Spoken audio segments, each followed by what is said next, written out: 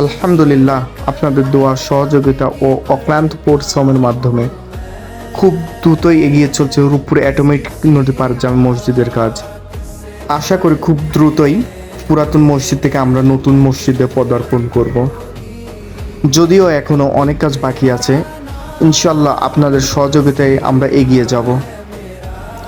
আশা করি নতুন ভবনটি পরিপূর্ণ করার জন্য আপনারা সাহায্যের হাত বাড়িয়ে দিবেন। ইনশাআল্লাহ আপনাদের এই দানের প্রতিদান আল্লাহ তাআলা কাল কিয়ামতের দিন কয়েক গুণ বাড়িয়ে দিবেন। আমিন। बनाया है मेरे मौला ने, उनको मुख्तर बनाया है मेरे मौला ने। खुल्द में बस वही जा